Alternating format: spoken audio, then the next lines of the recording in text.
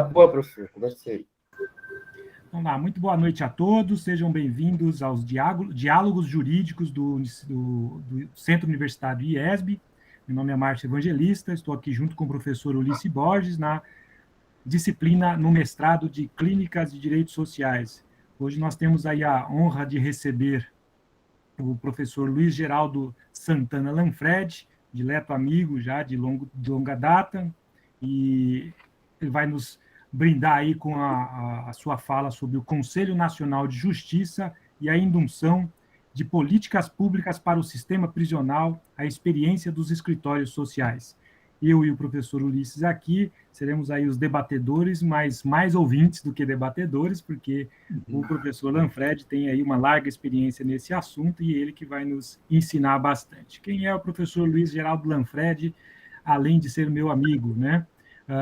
Graduado em Direito, com especialização em Direito Penal e Criminologia na Universidade de São Paulo, mestrado pela Universidade de São Paulo, em Processo Penal, mestrado em Criminologia e Sociologia Jurídica na Universidade de Barcelona, na Espanha, pesquisador visitante da Universidade de Coimbra, em Portugal, pesquisador visitante na Universidade de Salento, na Itália, especialista em prisão e direito penitenciário para a Universidade de Barcelona e doutorando em Criminologia e Sociologia Jurídico-Penal pela Universidade de Barcelona.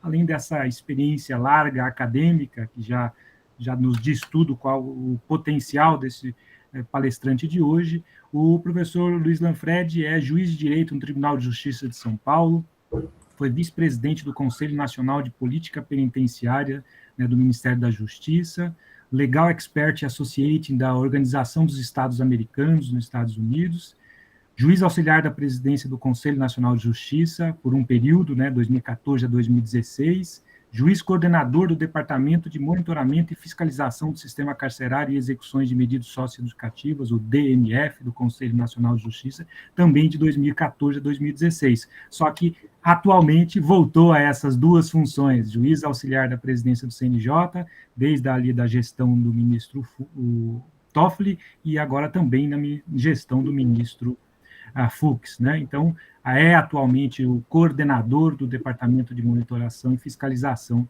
do CNJ, ou seja, é aquele que dita ali para a gente as políticas, né? Induz as políticas do sistema penitenciário, trazendo ali um grande norte a todos os tribunais e sistema penitenciário do Brasil. Doutor Ulisses, se quiser falar alguma coisa, senão a gente já pode passar a palavra ao doutor Lanfred. Doutor Ulisses?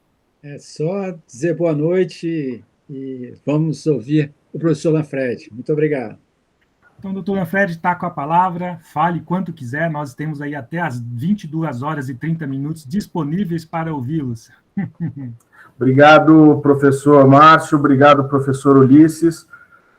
Eu aqui renovo o meu agradecimento por este convite, pela disponibilidade para estar, né, perante esta especialização, nessa prestigiosa instituição, dizendo aqui da minha alegria de poder me dirigir aqui aos alunos desse curso, tentando trazer aqui aspectos, reflexões relacionadas ao sistema prisional, a importância das políticas públicas para este sistema prisional tão esquecido, né, e também sobre o papel importante que o Conselho Nacional de Justiça ele desempenha para este tema, para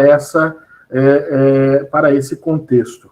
De modo que eu gostaria de ter, né, a disponibilidade aqui desta sala, desta reunião, como não uma aula, né? Eu creio que eu sou muito mais aluno dos professores Márcio e Ulisses do que, né, um professor aqui que me dirijo a vocês neste momento, né? Mas, de qualquer maneira, eu quero deixar aqui facilitada a interface do diálogo, da comunicação, né, de modo que fiquem os senhores muito à vontade para que me interrompam e a gente possa estabelecer aqui pontos de conversa, de tratamento do tema, à medida em que as situações forem sendo problematizadas. Eu queria aqui também destacar a minha amizade, né, de longa data com o querido amigo, né, já não falo do juiz, eu falo do amigo Márcio Evangelista, né, um juiz de primeira categoria, né, um daqueles magistrados que ornam a magistratura nacional, e nos dá orgulho, eu também como juiz, de ser juiz, tendo o Márcio como um colega, né, que realiza um trabalho brilhante perante o Tribunal de Justiça do Distrito Federal e Territórios, uma pessoa absolutamente comprometida com o trabalho, com as questões sociais, né, sério, íntegro, enfim, uma pessoa, sobre todos os aspectos, que eu tenho muita honra de ter por amigo e, principalmente, né, de ter por colega. Também o querido professor Ulisses, né, que eu conheço nessa oportunidade, mas já conhecendo a sua produção, né, o seu trabalho acadêmico, professor. Então, é uma alegria muito grande também aqui estar nessa sala com o senhor, né, e podendo aqui dividir impressões, né? Na verdade, eu digo sempre, né, na minha condição, né, de ator do sistema de justiça, mais um provocador do que, né, um professor. Então, né, a intenção é estar realmente questionando, problematizando os contextos para que nós possamos dele extrair, né, os direcionamentos que nós precisamos para, muitas vezes, mudar realidades que nos são completamente adversas. Né? Me dirijo agora aos alunos, portanto, né, e vamos mergulhar um pouco, então, nessa análise do sistema prisional, e por falar em sistema prisional, esse é um tema absolutamente ingrato, né? É um exercício ingrato quando nos convidam para corresponder, para explicar, né, do que estamos falando, né, e o que precisamos dele saber. Né? Porque é descrever, na verdade, o que não funciona, o que não está bem feito, e tampouco aquilo que nos parece difícil superar. Né? Esse é um dos temas que mais confrontam o Estado de Direito na atualidade, né? Entendendo o Estado de Direito como essa adstrição ao império da lei e do direito. É um tema que nos causa também desconforto, e decididamente não é algo que se restringe a bastidor ou a gabinetes. Né? Sim, porque a abordagem da prisão, seja ela no formato pena ou medida cautelar, notadamente em sua maneira de executar, é sempre uma abordagem, hoje em dia, de não direito, é estar à margem da lei. A superlotação carcerária, seguramente, uma das principais mazelas que comprometem o funcionamento do sistema prisional brasileiro, é em si uma irregularidade. Mas nós a assistimos e o fazemos de uma maneira a normalizá-la, a aceitá-la, a não refutá-la.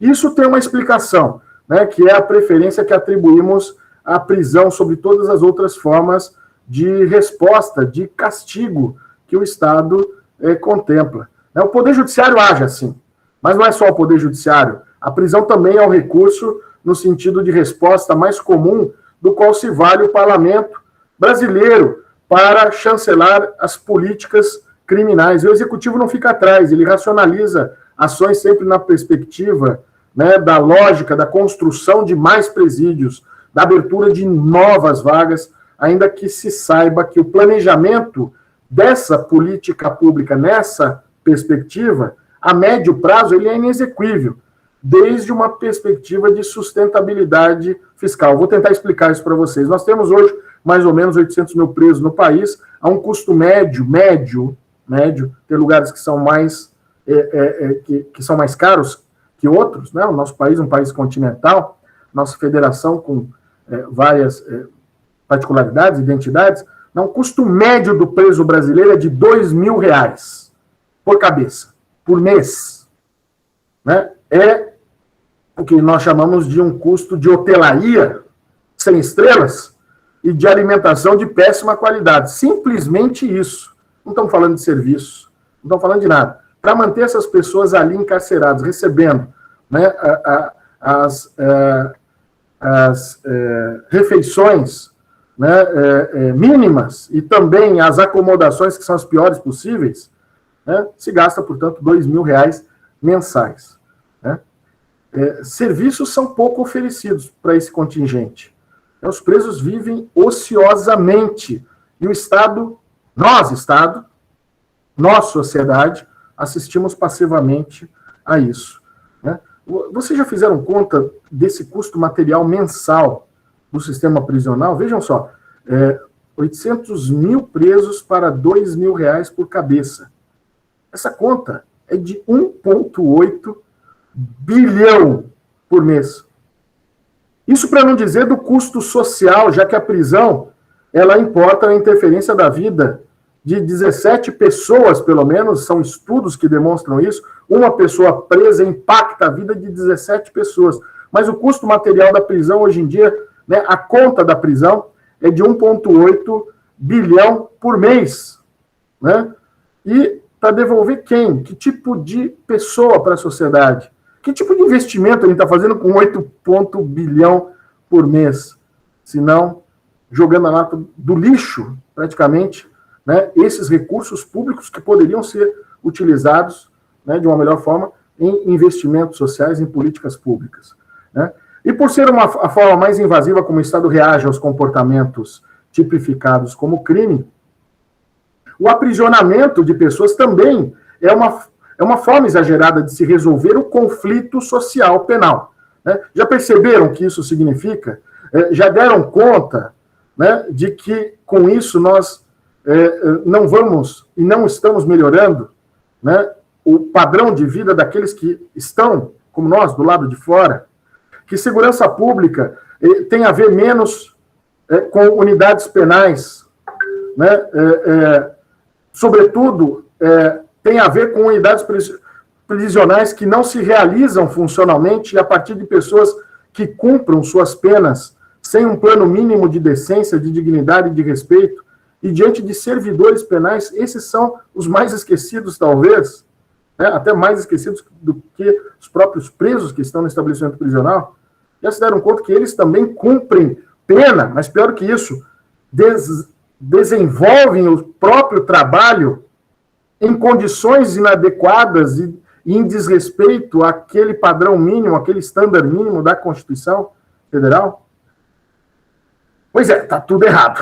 E convivemos com isso e não há nenhum incômodo em admitirmos unidades prisionais de baixíssima qualidade funcional. A superlotação, ela sabota o sistema carcerário, já que drena recursos públicos e inviabiliza o investimento pessoal na pessoa que está sob a proteção do Estado.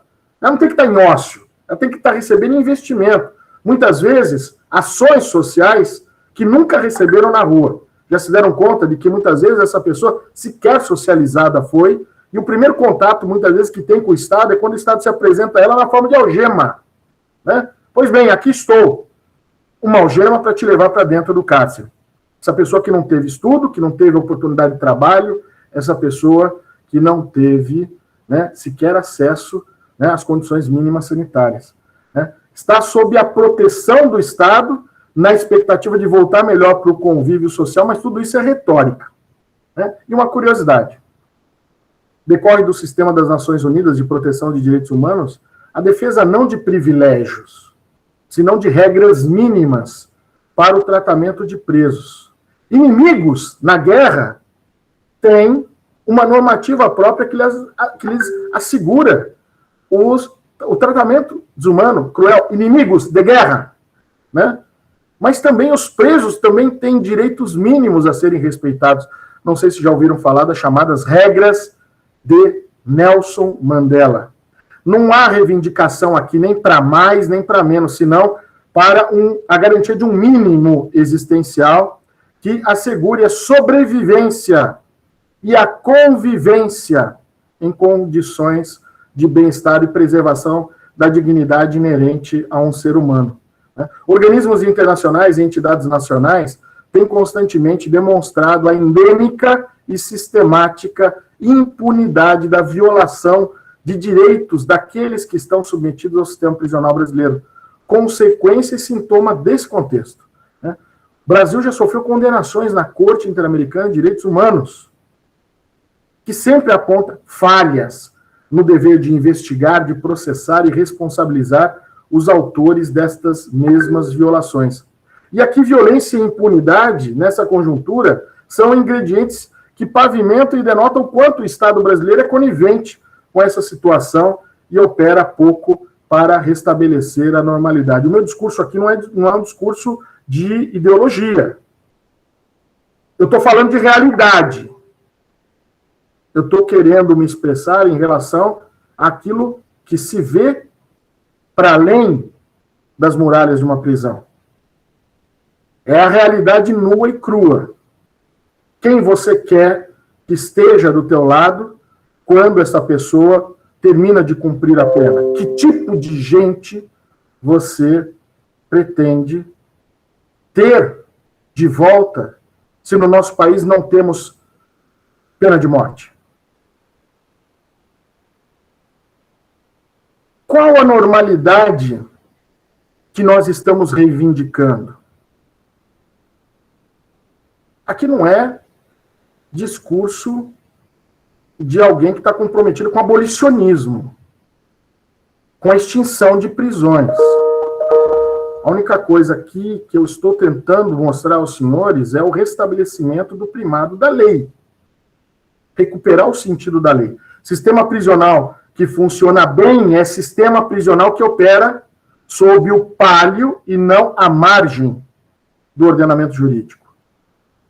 Esse contexto nos coloca a todos a deixar que isto piore sempre mais como fora da lei. Somos todos fora da lei quando o assunto é o sistema prisional brasileiro de hoje.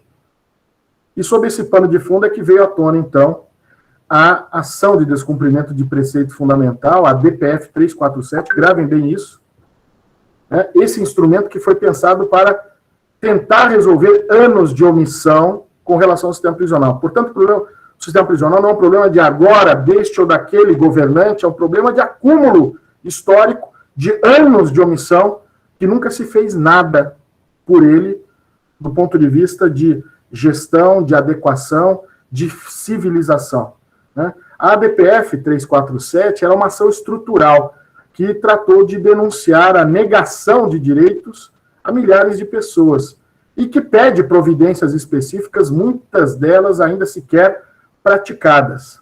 Eu quero aproveitar esse momento aqui para defender que nós nos acanhamos, que nós não nos sofisticamos, né? Nós não assumirmos mecanismos e instrumentos capazes de interferir nessa realidade tão adversa. E é por isso que a ADPF ela nos traz uma janela de oportunidade para nos reinventarmos. E eu vou tentar explicar o que isso significa. O crescimento vertiginoso da população brasileira nos últimos 30 anos, ela não é obra do acaso. Final da década de 90 para agora. Final da década de 90 tínhamos aproximadamente 90 mil presos no país. Agora, 800 mil.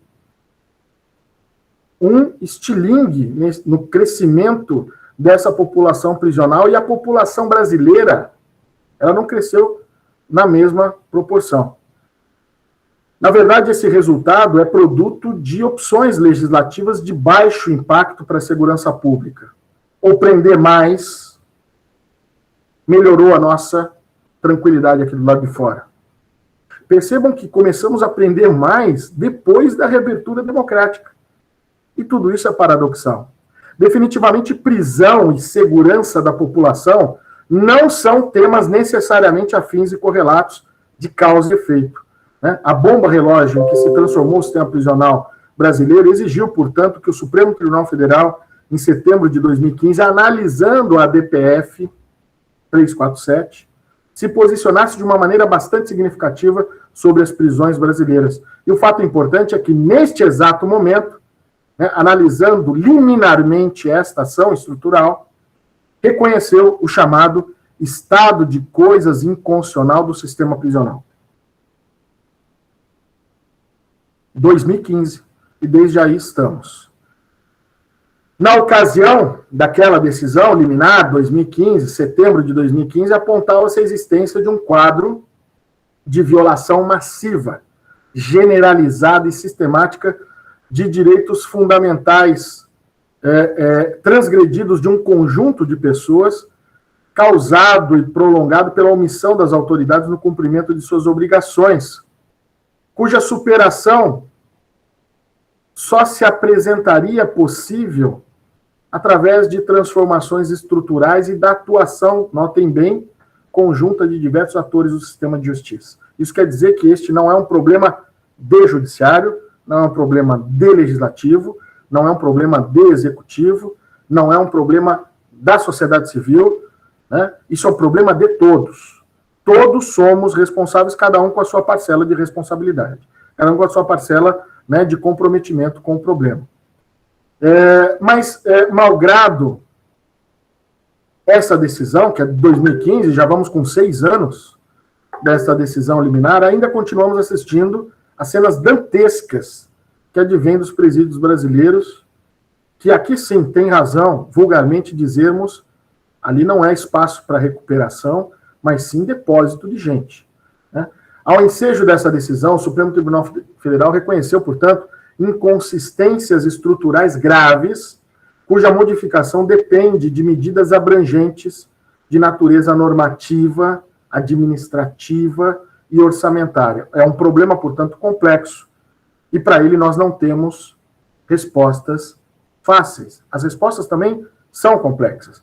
O reconhecimento do estado de coisas inconstitucional, que eu vou agora me referir a ele como ECI, né, as iniciais dessa expressão, foi, no entanto, um ponto de partida para que nós possamos abrir um diálogo interinstitucional em condição de repensarmos tudo que fizemos até aqui.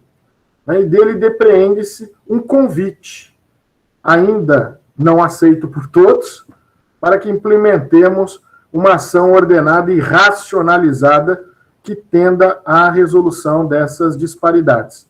A decisão cautelar da DPF 347 definitivamente jogou ou pretendeu jogar luzes sobre o sistema prisional, fazendo uma crítica bastante apurada a respeito da questão carcerária. E por meio dessa liminar, recursos do Executivo foram desmobilizados, ou seja, foram descontingenciados e repassados aos estados e juízes também foram obrigados a realizar audiências de custódia como uma ação institucional. O reconhecimento do ECI, ele tendia a ser o começo, portanto, né, de visualização de um problema e a necessidade de intervir sobre ele. E aqui, portanto, eu chamo a atenção dos senhores para o ponto em que a reação a esse contexto, a esse drama, só tem sentido a partir da concepção de políticas públicas, e aqui o Judiciário assume um protagonismo muito significativo desde o Conselho Nacional de Justiça.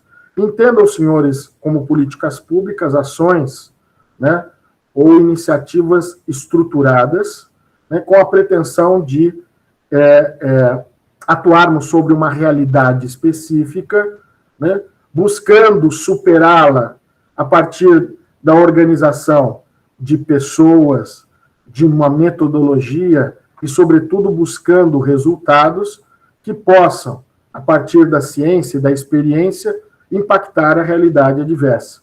Então, formular políticas públicas, na verdade, é entender o problema pelas suas causas e propor formas de superá-lo.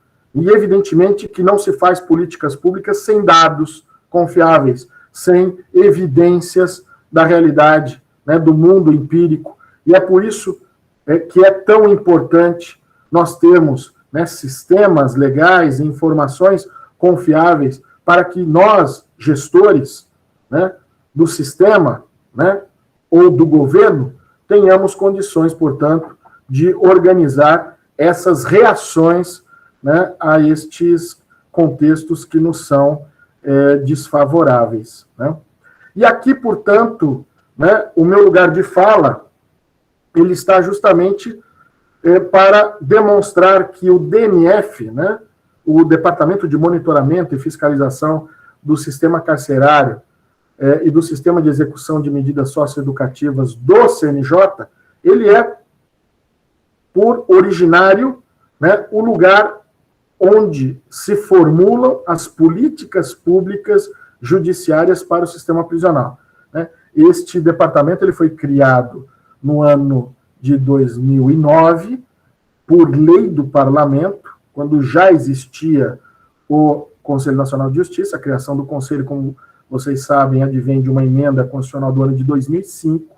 Portanto, quando o Conselho já tinha 4 anos, né, uma iniciativa do ministro Gilmar Mendes, a partir de uma exitosa ação que todos aí, com certeza, têm conhecimento, denominado de mutirões carcerários, percebeu que a justiça não dava conta do recado, o executivo não fazia as suas lições de casa, e que esse sistema prisional que o Brasil, com o qual o Brasil convive, é um sistema que merece, né, toda a atenção, principalmente por lidar com temas tão sensíveis que são, né, a proteção da dignidade humana. Vejam os inúmeros dispositivos que nós temos na nossa Constituição defendendo, né, que haja o cumprimento da pena de um lado, mas que esse cumprimento seja feito e realizado em condições de preservação da integridade das pessoas e da dignidade delas. Até porque quando se impõe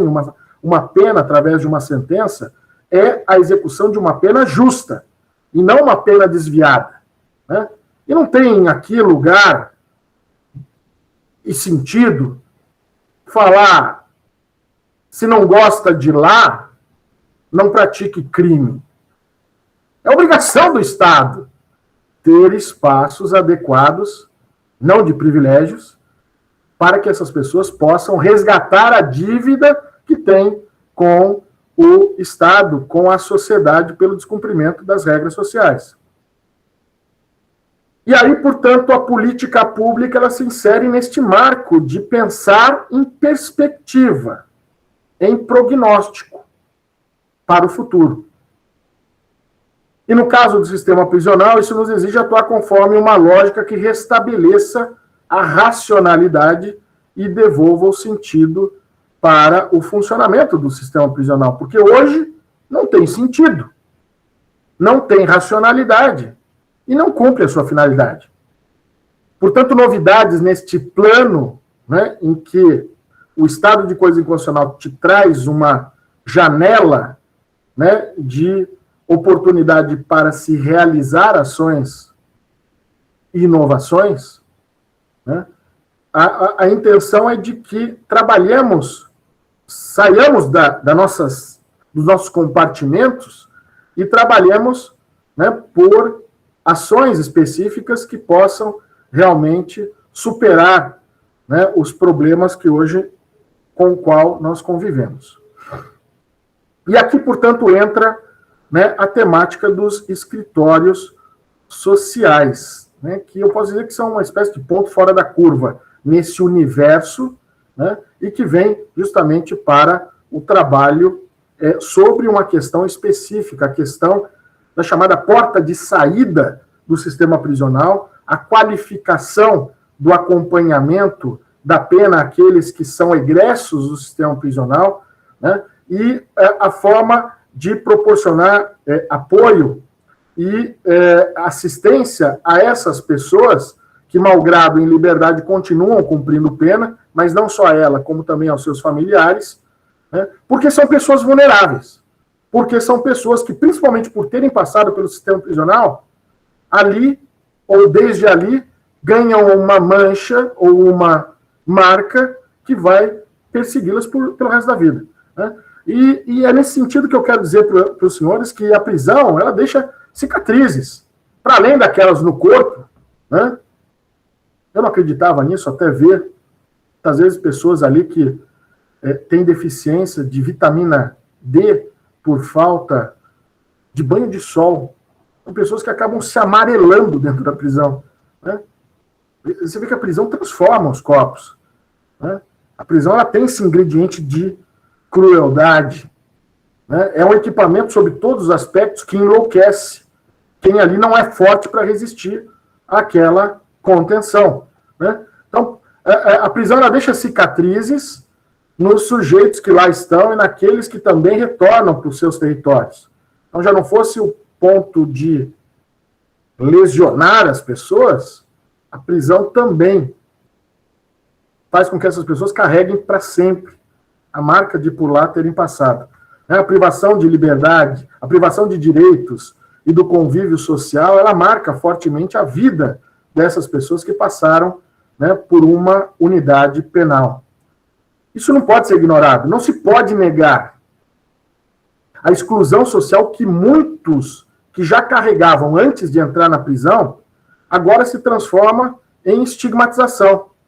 Né? A estigmatização que decorre da passagem pelo cárcere, somados à falta de acesso real a bens que são garantidos pela Constituição.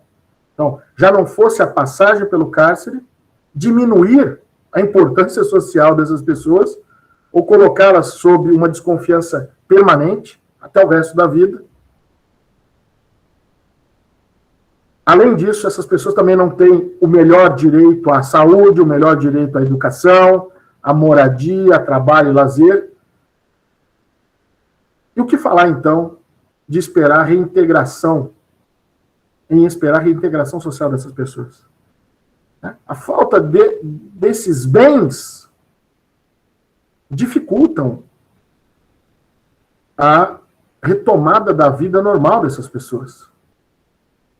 E é por isso que essas pessoas vão carregar para sempre este elemento de vulnerabilidade social.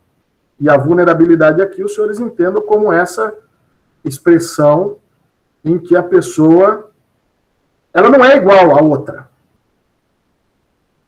Não imaginem, os senhores, que estamos lidando aqui com uma sociedade de iguais. Não estamos. Se na prisão já eram submetidos a um tratamento de segunda categoria, aqui pior, do lado de fora. E essa vulnerabilidade, ela só se compensa quando o Estado age. O Estado tem que agir. Quando nós falamos em cotas sociais, é porque alguns segmentos da nossa sociedade não têm e não vão conseguir nunca ascender socialmente se não for pela ação do Estado, ação compensatória. E para essas pessoas que saem do estabelecimento prisional e que carregam essa mancha, essa chaga, né, esse pecado original para o resto da vida, essas pessoas também têm que ser compensadas em apoio, em assistência, em ações afirmativas. A exclusão social está longe de ser um problema que decorre também exclusivamente da passagem da prisão. Nós a observamos cotidianamente nos altos índices de desemprego, na ampliação do trabalho informal e no aumento da população em situação de rua. Mas a estigmatização, não estou falando de exclusão, são coisas diferentes. A estigmatização ela é um fenômeno que tem origem na privação de liberdade, enquanto a exclusão social ela pode ser anterior e prévia, e via de regra para aqueles que lá entram, é o que acontece, são já excluídos. E aqui não é o discurso do coitadinho, não, que eu estou pregando. Entendam, senhores? Estão falando de realidade. Sociologia do direito pura aqui para os senhores. Vai sair da prisão. Veja o recorte da população prisional. Jovens, 18 a 29 anos, negros, sem educação, sem assistência educacional.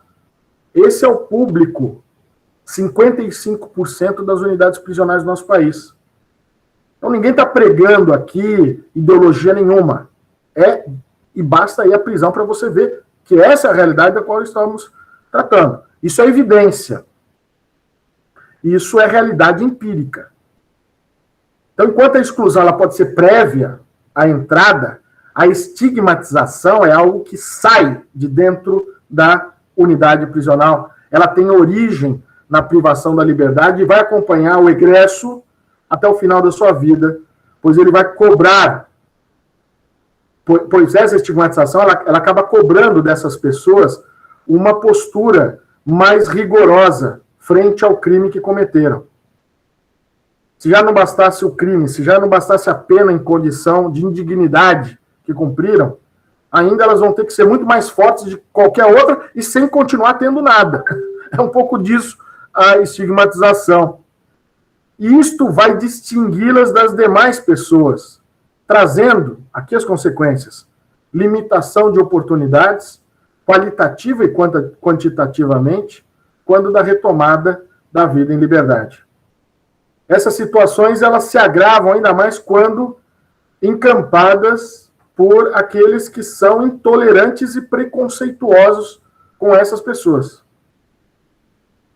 O fato é que até hoje nós não conseguimos oferecer uma resposta razoável para esses sintomas, para esses problemas, e é por essa razão que surgem os escritórios sociais como uma política pública do CNJ para a população egressa.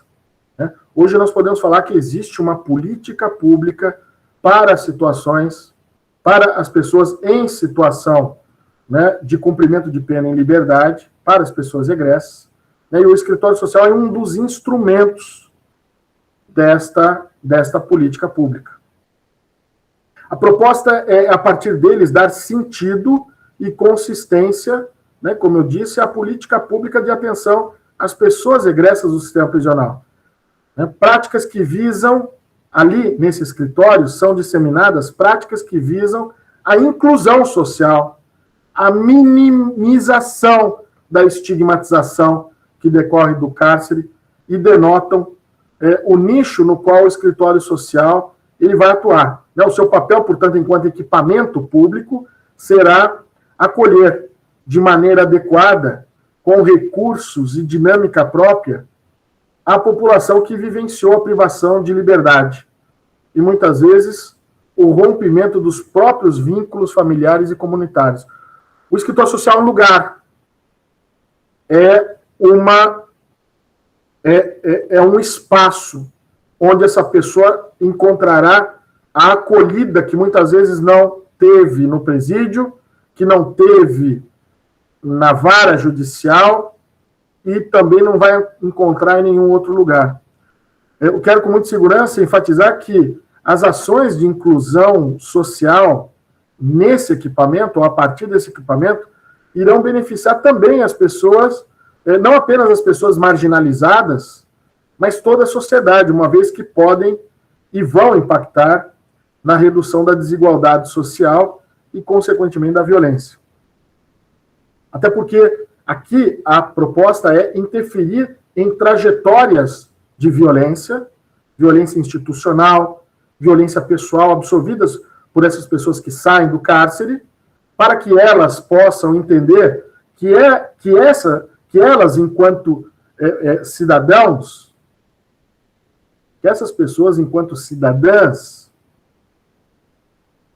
têm também um espaço na sociedade. Esse espaço vai ser ocupado de acordo com as limitações, de acordo com as capacidades, a partir da dimensão da individualidade de cada pessoa. E é o escritório social que vai descobrir isto em cada ser humano. Como é que era a execução penal antes dos escritórios sociais? Joga a pessoa na rua e se vira. Aqui no escritório social, o Estado está dizendo: venha a mim e venha comigo. Está tentando ocupar o lugar da facção criminosa, que é a primeira a esperar a pessoa quando deixa o presídio. Aliás, muitas vezes a experiência do cárcere é uma experiência de sobrevivência, a tal ponto que a pessoa ela se endivida no cárcere. E quando não consegue pagar a dívida, que dívida é essa? A dívida de vida, de estar viva no cárcere. Pagamento esse que muitas vezes, vou trazer realidade nua e crua aqui para vocês, se paga, por exemplo, oferecendo a mãe, oferecendo a irmã, oferecendo a tia para outro preso. Onde o Estado não está presente, a facção criminosa ocupa esse lugar. Se o Estado não está no momento em que essa pessoa deixa o cárcere, A facção está ali para recebê-la. E, como eu disse, para resgatar a dívida que foi contraída no cárcere que ela não conseguiu pagar. E é por isso que aqui, este equipamento tem uma importância fundamental para nós quebrarmos este ciclo de violência e esta cooptação, que muitas vezes nasce no cárcere do mais vulnerável lá dentro, para essas organizações criminosas que lá atuam. Portanto, quando o Estado não está presente, essa organização vai fazer as vezes de Estado e vai explorar essa população mais exposta. E aqui percebam, senhores, que nós estamos realimentando ou retroalimentando essa máquina. E entendem por que nós não conseguimos vencer os dilemas da segurança pública com prisão? Não basta ter prisão se o Estado não se faz presente lá dentro. Não basta chegar e mandar esse contingente, que é mais uma vontade que nós temos de nos livrarmos dos problemas que nos acompanham. Esse pessoal é o excedente. Esse é o pessoal que é inservível. Manda para dentro da prisão, é uma forma da gente colocar esse povo debaixo do tapete. Porque nós não demos saúde, nós não demos educação, nós não demos chance e oportunidade para essas pessoas serem alguém na vida. A lógica passa muito, via de regra, por esse sentido. E aqui também não estou querendo atrelar criminalidade à pobreza. Não é disso que se trata. Mas, evidentemente, quando eu vejo que 55% da população prisional não teve acesso ao ensino médio, é porque a gente está encarcerando, sim, a pobreza. Portanto, o escritório social ele nasce com essa perspectiva de proteger e assegurar direitos individuais e promove, em última análise, a melhoria da segurança pública. Sim, porque quando eu tiro esse contingente da mão da organização criminosa, eu passo a trabalhar na perspectiva de que essas pessoas se reinsiram socialmente. E aqui eu estou falando de inclusão social na veia, pragmatizando o conceito, porque muita gente fala inclusão, socialização e o escambau. Eu sei que está sendo gravado isso, mas é disso mesmo que nós lidamos, porque é só um exercício de retórica. O que isso quer dizer na prática? O escritório social tenta quebrar essa retórica e agir no problema.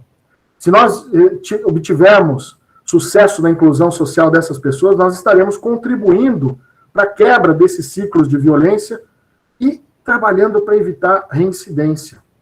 O contrário também é verdadeiro. Infelizmente, trata-se da realidade com a qual convivemos. Abandonar as pessoas egressas do sistema prisional à própria sorte, privando-as de acesso a bens e serviços básicos, contribui para que essas pessoas desprovidas de oportunidades para reconstruir suas trajetórias de vida acabem buscando na ilegalidade a satisfação de suas necessidades. E é justamente neste momento que nós mesmos, colaboramos para que essas pessoas se aproximem dos grupos criminosos. Já imaginaram, os senhores, deixar um estabelecimento penal pela porta da frente por cumprimento de pena, através de um alvará de soltura, e sequer ter documentação para cruzar a esquina? E se deparar, de repente, com uma patrulha policial que pede a identificação da pessoa, ela não tem um RG, sequer uma certidão de nascimento, e quando fazem a procura da pessoa pelos registros policiais, está lá presa. Onde que essa pessoa vai parar? Que oportunidade essa pessoa vai ter de continuar na rua? Livre e com o direito de não ser incomodada, porque cumpriu integralmente a sua pena. É preciso entender que a reincidência no crime, também quando ela ocorre, ela não deixa de ser responsabilidade do poder público. O Estado também colabora para que o crime aconteça novamente. Né? Porque a reincidência ela é sintoma de que o Estado falhou falhou substancialmente em cumprir suas obrigações, falhou em construir oportunidades, em realizar investimentos pessoais e assegurar direitos que estão previstos na Constituição. Pretendemos, portanto, né, com este equipamento do escritório social, hoje difundido no CNJ para todo o país, colaborar, portanto, para a oferta de atendimento e escuta qualificada das demandas e dificuldades apresentadas por essas pessoas que precisam de um suporte social. Essa é a única forma de nivelarmos as condições de acesso para uma vida social integrada e conectada a um bem-estar que pertence a todos. Quando serviços efetivamente oportunizarem acesso a direitos, conectando pessoas a outras políticas públicas, organizações sociais e ações ofertadas pela iniciativa privada, nós estaremos incidindo, sim, e com a pretensão de vencer eficientemente sobre a exclusão social, diminuindo as consequências nefastas da estigmatização. E por essa razão, nós estamos também investindo na capacitação dessas pessoas. Fazemos com a finalidade específica, né, de qualificar o povo, o pessoal que trabalha nos escritórios sociais, para que eles também brindem o melhor atendimento ao egresso, à egressa em todo o país. Todas as unidades da federação já têm essas capacitações nos espaços que vão sendo criados, né, e tudo isso capitaneado pelo Conselho Nacional de Justiça através de um programa chamado Programa Fazendo a Justiça. Mas nós estamos dando um passo além, né? Nós também aqui construímos um aplicativo para potencializar essas estruturas. Eles não substituem o escritório social, mas são denominados de escritórios sociais virtuais. É um aplicativo que permite acesso a serviços, informações quanto à rede social, anúncios sobre políticas de atendimento, oportunidades de emprego e renda, qualificação profissional, além de atualizações sobre os processos de cada sentenciado em tempo real e de modo dinâmico, na palma da mão. Um aplicativo que a pessoa pode ver no seu próprio telefone celular. Essas informações todas piscando em alerta, né, orientando essas pessoas sobre o que fazer. Essas pessoas que muitas vezes saem desnorteadas do estabelecimento prisional, não sabem nem onde é um hospital, não sabem nem onde é um lugar onde elas possam comer, um abrigo público. Esse aplicativo, ele foi desenvolvido em parceria com o governo do Distrito Federal e ele está disponível para essas mesmas pessoas que vão passar pelos escritórios sociais, permitindo que este egresso ele receba no local onde estiver informações úteis e sugestões de encaminhamentos de natureza cultural, educacional, laboral, destinados a facilitar a retomada da sua vida social. Eu queria repisar com todos que o escritório social, né, este equipamento público compartilhado, né, entre o Poder Judiciário e o Poder Executivo, ele está comprometido com o atendimento qualificado das pessoas que deixam o estabelecimento prisional, o sistema prisional, e, portanto, ele é uma das principais apostas, talvez uma das mais importantes iniciativas do Conselho Nacional de Justiça, e tem todo o nosso empenho aqui, a dedicação, para que produza os resultados que dele esperamos, né? Acreditar nas pessoas e trabalhar pelo fomento e implementação de políticas públicas de qualidade são formas de dar cumprimento à Constituição, garantindo a segurança de toda a população. E aqui eu gostaria já de concluir, né? O tempo é exíguo, a minha proposta nesta aula, nesta reunião, ela é só provocativa, né? Com essa exposição, o que eu quis apontar, ainda que tenhamos um caminho longo a consolidar, né, em sua implementação e aperfeiçoamento, é para a importância em vermos a realidade por lentes de racionalidade jurídica.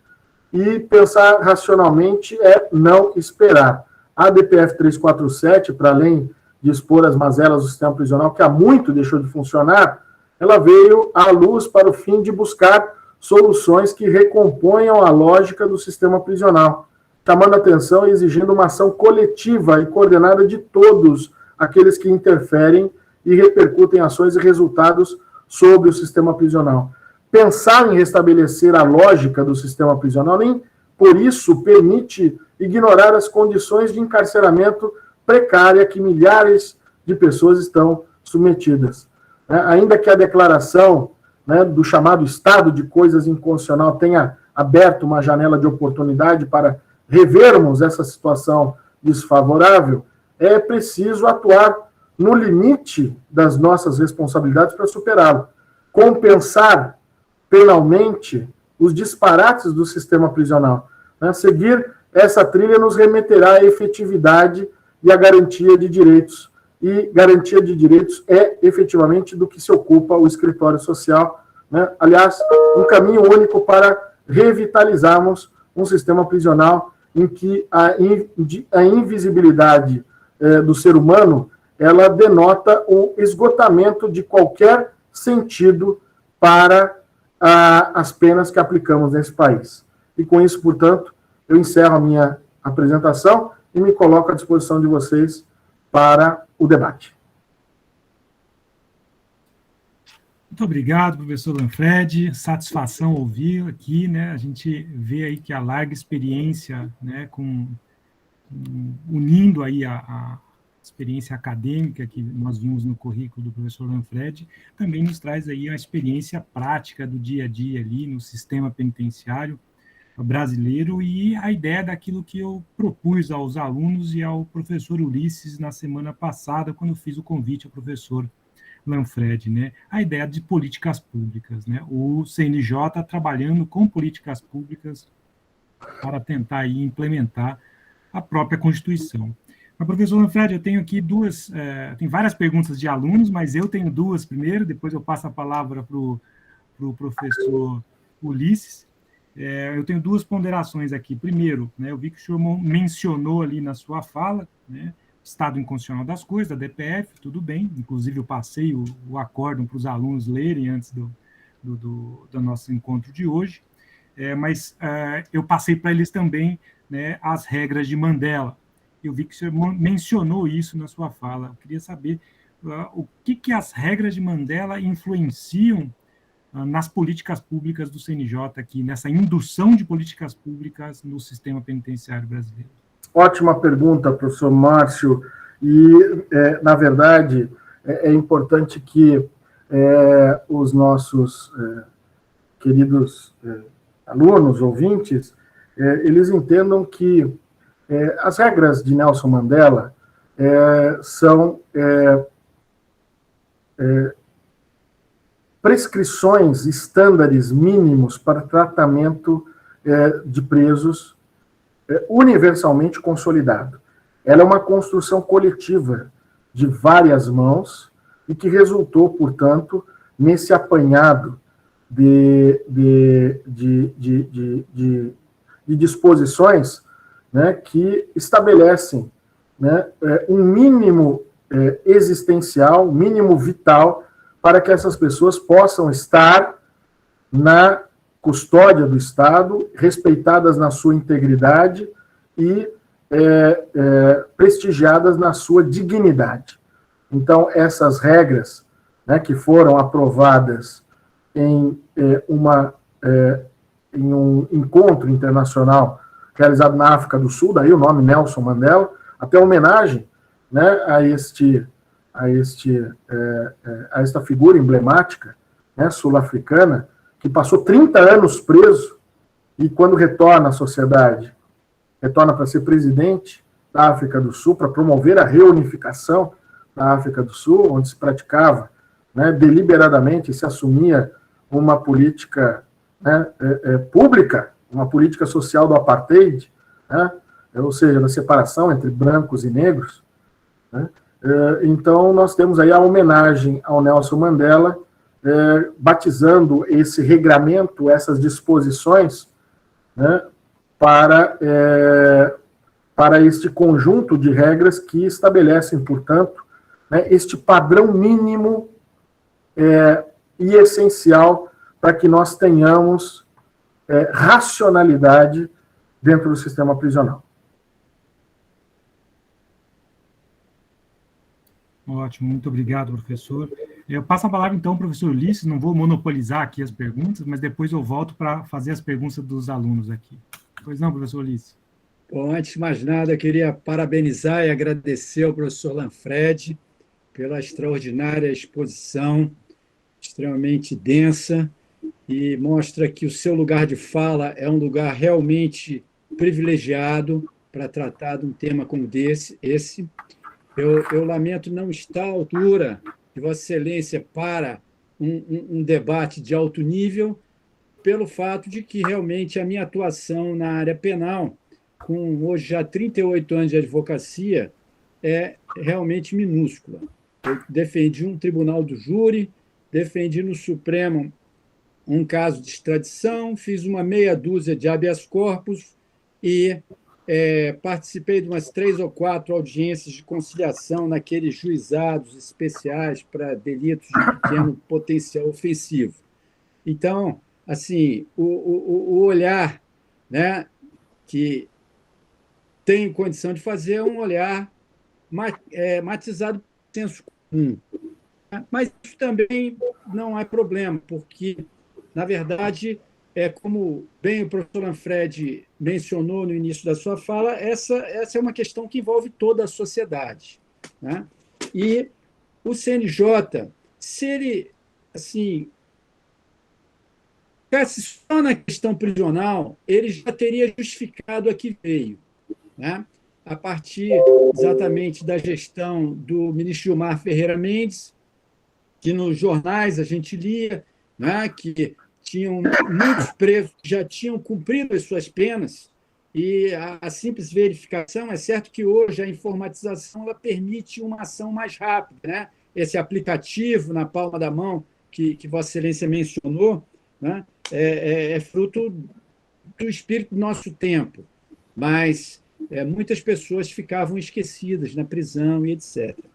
E o que realmente me agrada na sua fala, professor Lanfred, é a veracidade e a sinceridade, porque para que a gente possa resolver qualquer problema, o primeiro passo é reconhecê-lo.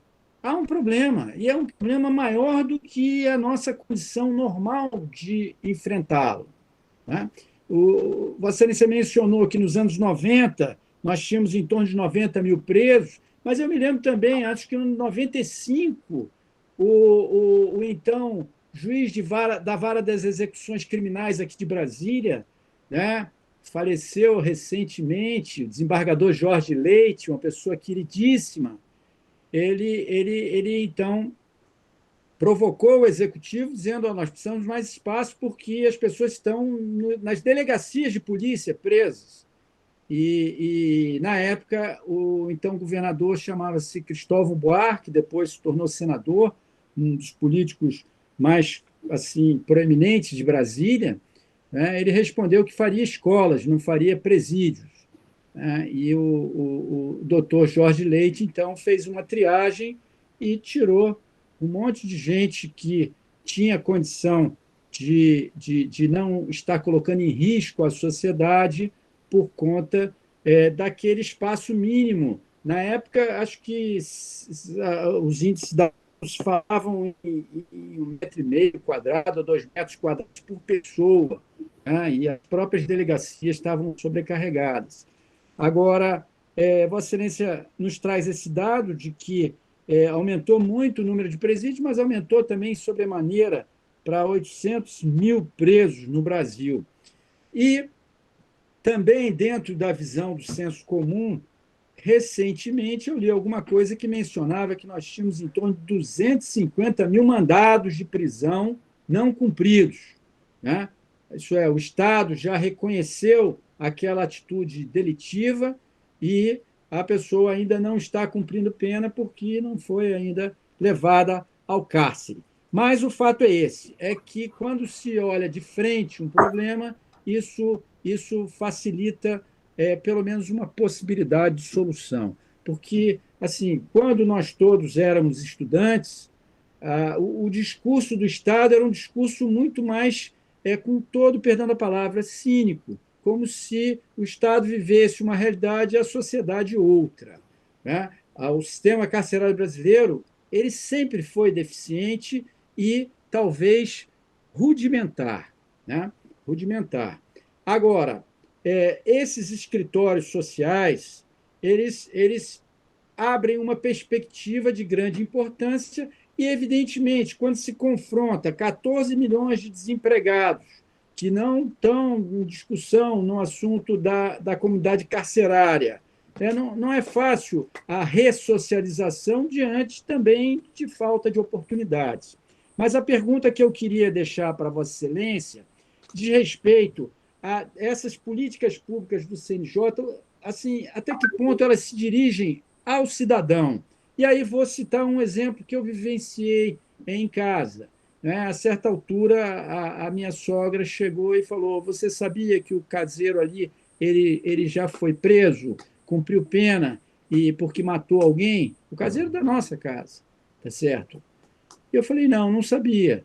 Aí ela disse: pois ele já ficou preso não sei quanto tempo e cumpriu a pena, está solto e agora está aqui, né, morando na nossa casa, trabalhando com a gente. E eu perguntei a ela, né, mas ele então já cumpriu, já pagou a sociedade, não é isso? Ele está aqui conosco já há 2 anos, não deu problema nenhum. Né? E, efetivamente, a minha sogra ficou 3 anos sem ir à nossa casa depois dessa conversa, porque ela exigia que eu demitisse o caseiro. Eu disse a ele: olha, sogra, desculpa, mas não vai ser justo com ele, porque se ele já pagou, e se, assim, a gente conhece as pessoas, e às vezes, pode até ser, ele matou alguém, mas eu não sei nem em que circunstância que isso aconteceu. Daí a pessoa ser eternamente uma pessoa perigosa, né? Mas isso deu para a gente ver, como disse, dentro desse olhar do senso comum, o quanto nós somos preconceituosos enquanto sociedade. Né? Então, a pergunta que eu gostaria de fazer a Vossa Excelência, especificamente nos escritórios sociais, mas, com certeza, o CNJ deve ter também propostas e deve estar levando adiante políticas públicas no sentido da conscientização da sociedade de que não é justo marcar as pessoas com esses estigmas como se fossem eternamente criminosos, aqueles que já cumpriram a pena e já pagaram à sociedade aquele tributo que a sociedade lhe cobra. E uma última questão que eu queria também assim, ouvir a sua opinião, né? Porque quando eu era jovem, talvez um pouco mais velho do que Vossa Excelência, né? Já completei 60 anos, tá certo? As pessoas que usavam droga, maconha, né? Elas iam presas, tá certo? E, a certa altura, o Estado parou de prender o usuário de maconha, por exemplo, e passou a perseguir somente o traficante. Mas não tem tráfico sem ter lá na ponta, né, consumo, sem ter consumidor. Se não tiver consumidor, não tem tráfico. Né? Então, me parece que nós vivemos também um paradoxo, que há uma grande quantidade da população carcerária, que é a população envolvida com o tráfico, mas a sociedade tolerando o consumo, pelo menos, dessas drogas tidas por menos ofensivas, como algo normal. Né? Se fala, inclusive, de droga recreativa, né? Que parece que 80% dos consumidores de maconha no Brasil são consumidores recreativos e não dependentes químicos que estão no mundo das drogas, perdidos, etc. Então, a própria sociedade ela produz um campo de consumo e persegue aquele que faz o comércio. Eu não chego ao ponto de defender que, então, se libere o comércio como fez o Uruguai ou coisa parecida. Tenho muita dúvida em relação a isso, realmente tenho dúvida. Né? A experiência da Holanda ela é apontada assim como o sacrifício quase que de uma geração, né? Quando liberou totalmente as drogas, mas parece que a gente acaba também tendo uma punição, talvez, porque não dá para botar todo mundo dentro da cadeia. Né? Então, a gente precisa fazer uma análise até que ponto que a sociedade se sente realmente ofendida com certas práticas. Então, essas duas coisas que eu gostaria de perguntar a Vossa Excelência. Primeiro, dentro das políticas sociais, o que o CNPJ tem pensado ou feito para tirar das nossas mentes esse terrível preconceito em relação àquelas pessoas que já foram encarceradas e que cumpriram as suas penas e pagaram as suas dívidas para a sociedade. E também em relação a esse contraste, a punição ao comerciante, mas não punição ao destinatário daquele comércio. Tá? Não sei se foi claro, peço até desculpa se me estendi demais, mas são essas duas perguntas que eu gostaria de ouvir a sua opinião. Muito obrigado. Professora, claríssimas as perguntas, realmente uma aula aqui que o senhor nos deu, né, de ponderações, de considerações. Acho que a gente precisaria de uma outra aula para tentar abordar tudo que o senhor nos colocou, mas vou tentar... O senhor tendo agenda, para nós vai ser um prazer muito grande, né, professor Márcio? Vou tentar ser bem objetivo, né, nas considerações, né, começando pela última, né? Para mim, droga é um problema de saúde pública, não é de criminalização. Né? Eu parto desse pressuposto. É uma questão de tratamento sanitário e não penal. Né? Nós temos a grande questão, hoje em dia, da chamada guerra às drogas, né, está produzindo esse encarceramento, esse superencarceramento que nós hoje observamos no nosso país. Aqui eu não vou fazer juízo de valor, eu só vou dizer o que aconteceu. 2005, 2006, vira a legislação de drogas no nosso país e o efeito, né, que se tem, justamente quando o senhor aponta, o usuário ele passa a não ser mais preso, o crime ele existe, mas ele é contemplado com medida diversa da prisão e só se contempla ali o traficante e outras figuras correlatas. Sabe o que aconteceu, professor? O usuário ele passou a ser considerado como traficante. Ou seja, a lei deu um tiro no que viu e produziu um efeito pior. Porque o que começou a acontecer? O traficante começou a ser definido ao critério da autoridade policial, e esse critério o mais subjetivo possível, né, a ponto de que, com todo o perdão, e são os números que demonstram isso, né, a condição de usuário ela é definida pela condição social da pessoa. Ter um cigarro de maconha na periferia, portado pelo negro, pelo excluído, é tráfico. Por aquele de uma região mais nobre da cidade, é uso, é porte.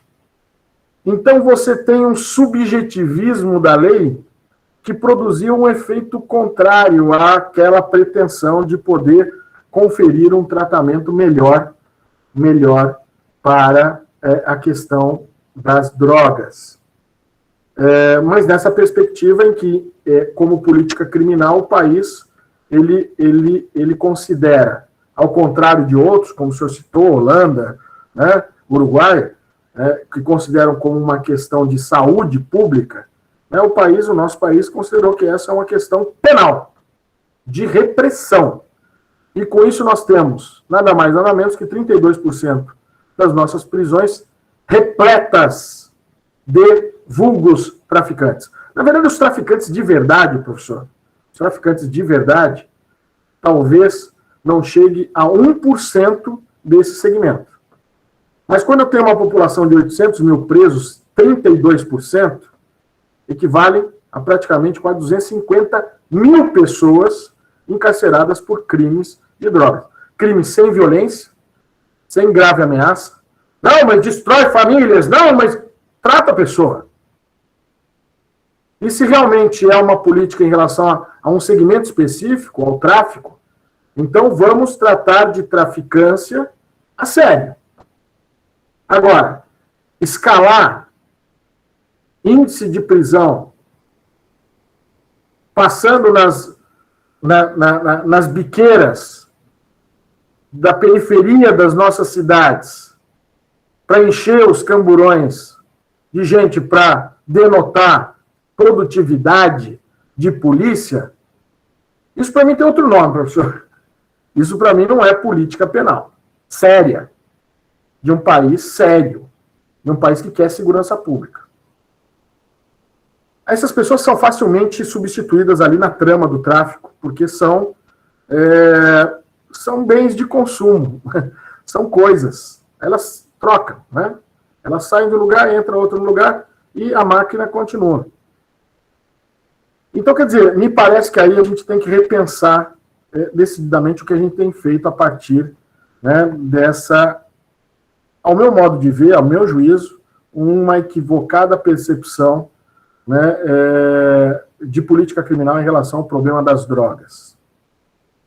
Em relação ao que o CNJ... Professor Fred, só permite uma parte logo? Claro. Tem uma pergunta aqui do aluno Bruno César, que eu acho que vem de encontro ao que a gente está falando desse primeiro tema aí, né? Então, já para a gente encerrar o primeiro tema, desse partir para o segundo, Claro. ele diz o seguinte: nesse caso, tudo que você falou é de drogas, o professor Ulisses também, o aluno Bruno César aqui diz o seguinte: não seria melhor, então, legalizar a droga? Então, veja, a legalização, ela passa por esse conceito que eu atribuo ao tema. Se é um problema de tratamento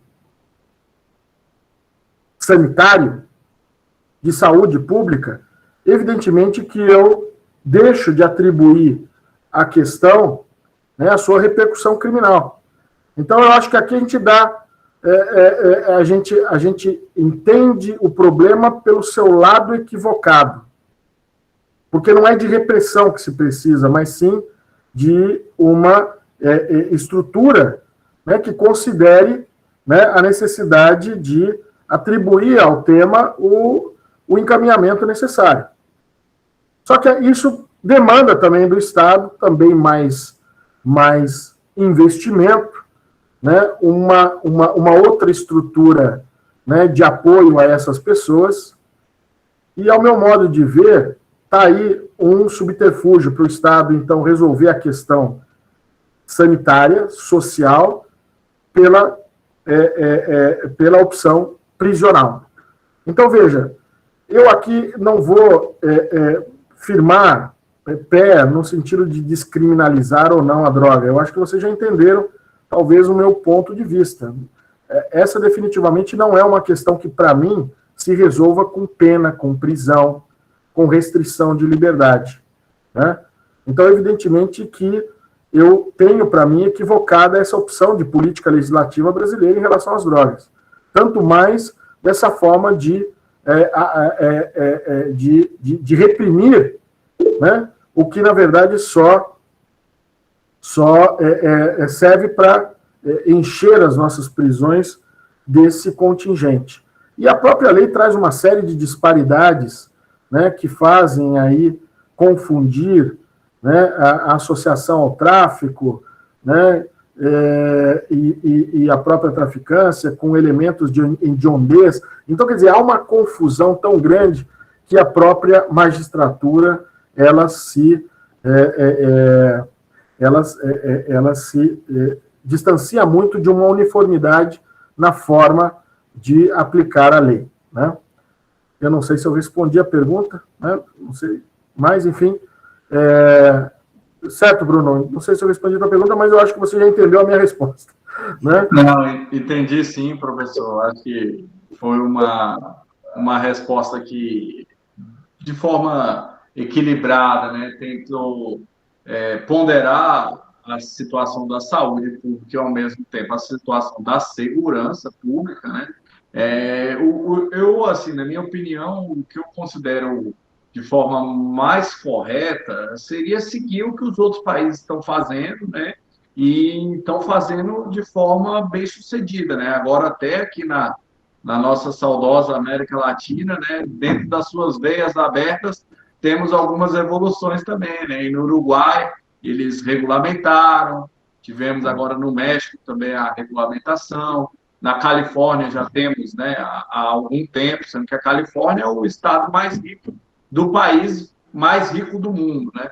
Então, você pode ter certeza que lá não teve um impacto tão negativo assim, essa questão da regulamentação. Eu, pessoalmente, já morei em Vancouver, né, no Canadá 6 vezes, e lá eu via, assim, de forma bem clara e bem nítida, que essa regulamentação deles, assim, a maconha lá pode ser utilizada em alguns cafés, né, específicos, com venda ali bonitinha, produto averiguado, produto tributado, tudo certo, sem nenhuma clandestinidade, etc., que a própria sociedade passa a ver com outros olhos essa questão da droga, porque hoje a pessoa fala assim, é um drogado, né? Já assimila ali ao cracudo, né, a pessoa suja, que comete ilícitos, etc. Só que a grande verdade é que nós temos médicos, ministros, juízes que fazem uso de drogas tranquilamente, né, cigarro de maconha em especial, etc., e não tem essa pecha de criminoso, porque ele é um mero usuário. Então, a partir do momento que se regulamentasse, ele podia continuar utilizando dessa droga e sem essa consequência negativa, que é o traficante, que é o ilícito, que vai acabar chegando no presídio de uma forma ou de outra, né? Então, assim, o que eu queria deixar claro aí na pergunta é essa questão que é enxugar gelo. Você ficar construindo presídio é enxugar gelo. Enquanto essa questão da droga não for solucionada de uma vez por todas, seja ela pela regulamentação ou pela legalização, acho que a regulamentação ainda é melhor aqui no Brasil, mas, de qualquer forma, é enxugar gelo essa questão presidiária, né? E esse estado de coisas inconstitucional tende a se transformar cada vez mais inconstitucional e durar por mais e mais tempo, né? Bruno, você, eu acho que traz uma reflexão, né, sobre o tema também importante, né? Você tem para as drogas, né, e esse é um tema que não se resolve também, por isso que a pergunta do professor é inteligente, é uma pergunta provocativa, mas é uma pergunta que não nos permite trazer um ponto de vista definitivo sobre o tema, porque você traz aspectos relacionados à cultura, né, da sociedade, e também aspectos de ordem moral, né, que muitas vezes nos impele a uma criminalização de conduta simplesmente pela antipatia do que elas representam para a convivência social. Para alguns lugares, como você falou, lá onde você morou, né, veja também em relação ao Uruguai, propriamente, né, a Holanda, nem por isso os índices de criminalidade lá são maiores ou são completamente sem controle. Muito pelo contrário, né? Tanto na Holanda quanto no Uruguai, você tem, né, situações até de sistema prisional que não preenche as vagas disponíveis.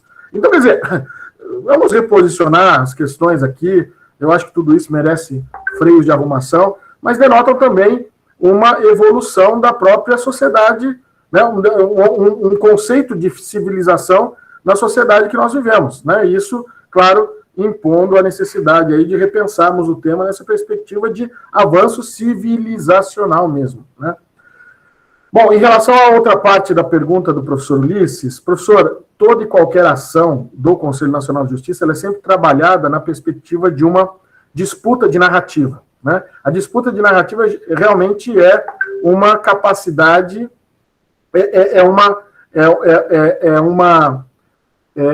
uma preocupação em poder passar as mensagens à sociedade dos trabalhos que aqui se realizam na perspectiva de convencer, mas orientando, mas trazendo elementos que possam permitir às pessoas compreenderem o sentido das ações patrocinadas pelo Conselho Nacional de Justiça.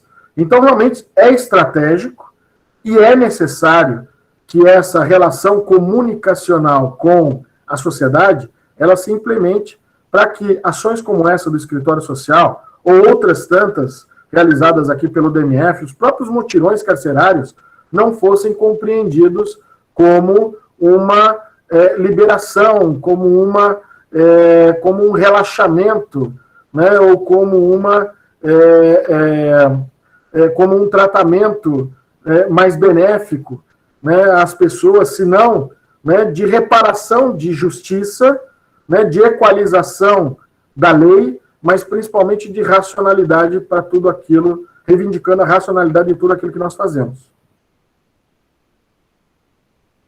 Muito obrigado, professor Lanfredi.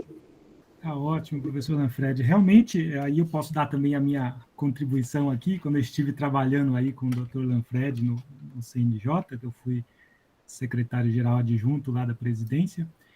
Um dos pontos centrais, professor Ulisses, que a gente tratou ali, na época da gestão do ministro Toffoli, foi justamente a comunicação social, né? Eu tentei ali reestruturar toda a comunicação social, trocamos ali o foco da comunicação social do CNJ. Hoje vocês podem ver que nós estamos em todas as redes sociais, todas as ações do DMF são objeto de divulgação nas redes sociais, para trazer realmente essa conscientização. Essa ideia que o professor Lanfredi trouxe aí de narrativa é justamente essa. A gente quer demonstrar, né, quando eu estava ali, pelo menos, né, aprendi com o Lanfredi lá, quando a gente está ali atuando pelo CNJ, a gente quer fazer o melhor, mas também quer que o povo entenda que nós estamos fazendo o melhor para a população, né? Então, a história de fazer, né, tudo, eu sei que ainda o estigma é cultural, né? O professor Ulisses mesmo trouxe o exemplo aí, né, da sogra, de que tinha um estigma pelo egresso, ou esse programa Começar Bem, né, Começar de Novo, Fazer Justiça, todos esses programas que o CNJ vem implementando, tem também essa ideia de trazer ali uma narrativa de conscientização, né? E eu posso falar sem medo aqui, não é porque eu estou na frente aqui do Dr. Lanfredi, meu amigo, as políticas do CNJ a partir ali do ministro Gilmar Mendes em relação ao sistema penitenciário vem mudando aí da água para o vinho o nosso sistema penitenciário, né? Não se olhava para o sistema penitenciário e hoje nós temos ali uma política estabelecida, uma ideia do que se faz com o sistema penitenciário, chegou ao Supremo Tribunal Federal para dizer que estamos num estado inconstitucional das coisas, né? Então, como eu disse na aula passada para meus alunos ali, né, passamos da agenda e já passamos da elaboração e já estamos na implementação, né? A aula passada eu falei para os meus alunos, o professor Lanfredi, sobre as etapas de uma política pública, né? E aí, então, já foi para a agenda, já chegou ao conhecimento da população, a população já sabe, o poder público já sabe que é um problema, passou da elaboração, o CNJ não está mais só elaborando políticas públicas, já está implementando políticas públicas, né? Falta ali algumas etapas da política pública, como eu falei para os meus alunos, e aí vem uma pergunta do aluno aqui, o Renato, nosso aluno do mestrado, que vem justamente nessa ideia das fases da política pública, uma das fases que eu reputo muito importante. Ele diz lá, professor Lanfredi, poderia comentar se o CNJ detém dados a respeito dos resultados alcançados e comprovados a partir da experiência dos escritórios sociais? É uma das fases lá depois da execução da política, né? Que é quais são os dados, o que está acontecendo, né? Temos resultados positivos, negativos, ou continua na mesma em relação aos escritórios sociais? Não só temos esses resultados, como esses resultados estão divulgados aí na página do Conselho Nacional de Justiça, né? Hoje nós temos a preocupação de poder validar todas essas iniciativas a partir da sua comprovação empírica, né? E os escritórios sociais efetivamente estão nessa mesma linha, né? E demonstram para aqueles que já se utilizaram do serviço, professor Ulisses, que a reentrada das pessoas que tiveram contato com o escritório social é inferior a 2%. Então, que mostra que realmente, né, é uma política que é capaz de provocar estabilidade, promover a estabilidade dessas pessoas no convívio social. Ou seja, que o suporte, né, as ações empreendedoras, né, e principalmente a valorização dessa pessoa na perspectiva do seu potencial estão sendo realizadas a bem de se evitar que essas pessoas voltem à prática de crimes. Muito bem, ótimos índices aí. Quando a gente fala de reincidência, a gente fala acima de 70%, né? Então, se nós vemos aí que passa pelo escritório social e está tendo esse resultado, viu? Parabéns, professor Lanfredi, pela implementação e agora sabemos os resultados da sua execução, né? Muito bem. Tem uma pergunta também aqui do aluno Jean Rodrigues, também do mestrado, que ele diz lá o seguinte: boa noite, professor. A administração dos presídios por entidades particulares pode ajudar ou melhorar o sistema? Ou pagaremos mais e não se resolverá nada, como tem acontecido na saúde? O que o senhor tem a dizer sobre isso, professor? Olha, eu sou a favor da profissionalização do sistema, isso quer dizer, de conferir um melhor preparo, uma melhor adequação profissional àqueles que são funcionários do Estado, mas não da mercantilização do sistema prisional. Isso porque é mais caro, e isto porque gera uma demanda de aprisionamento, que é o que nós estamos querendo evitar. Vai ter que ter produto, né? Exatamente. Então, nós temos lá o exemplo, né, da penitenciária, se eu não me engano, ali em Neves, né, em Minas Gerais, ali na zona periférica de Belo Horizonte. Nós temos ali um grande presídio privado, né? Já temos aí decisões no sentido de que os serviços essenciais dessas unidades penais, ainda que sob um modelo de cogestão, elas não podem ser terceirizadas. Eu estou falando de atividades fim, como a direção do estabelecimento, né, os núcleos de disciplina e de serviços que são serviços relacionados aí àqueles, né, essenciais. O mais, sim, dentro dessa unidade, ele pode ser realizado por um outro público. Mas, se nós formos comparar o preço dessas unidades com as estatais, nós vamos verificar que, enquanto a média nacional é de 2.000 por mês, para essas entidades é de 5.500, alguma coisa assim, acima de R$5.000, certamente. Mas vale pagar tudo isso para conferir dignidade a essas pessoas. Eu também sou a favor, mas desde que eu não pudesse escolher quem para lá vai. Então, essas unidades, elas também só funcionam na base de aceitar um perfil de criminalidade, né, semi-aberto, sem violência, que seja compatível com os interesses do negócio. Então, vamos colocar todo mundo do PCC dentro das... Vamos ver se a gente fecha a conta. Fecha. Não fecha. Então, se eu posso escolher o produto, fica fácil para mim atuar assim. Mas pior do que isso, essas unidades, elas sempre funcionam na base do ócio, né? Do ócio de vagas, né? Ou do não preenchimento, satisfação de todas as vagas. Ah, mas aí o Estado não paga. Não, o Estado paga. O Estado paga pela vaga não preenchida. Então, olha que paradoxo. O Estado paga pela vaga ociosa e a vaga ociosa faz o Estado trabalhar para recolher alguém ali dentro. Gente do céu, pelo amor de Deus. Essa é a lógica que impera nos Estados Unidos e para a qual o próprio Estados Unidos já se deu conta de que não dá para bancá-la definitivamente. Trazer isto para o nosso país, pelo amor de Deus, né? Sou contra, terminantemente contra. Perfeito, professor. Obrigado. Valeu. Ótimo. Tem mais uma perguntinha aqui, professor, do Renato também, aluno do mestrado. Como que o CNJ vê as respostas apresentadas ou não por parte do Poder Executivo e Legislativo após o reconhecimento do estado de inconstitucional das coisas pelo STF? Olha, muita coisa boa aconteceu. Suficiente ainda? Não, evidentemente que não, né? Mas há sim esforços, principalmente por parte do Executivo, né? E nós temos observado um movimento de qualificação da gestão prisional, né? Eu creio que o grande problema hoje do Executivo em relação ao sistema prisional seja a de qualificação dos seus gestores. Nosso problema com o sistema prisional é, sobretudo, na perspectiva da administração penitenciária, de qualidade de gestão. de pessoas preparadas e que saibam do que estão fazendo. Então, não adianta você colocar com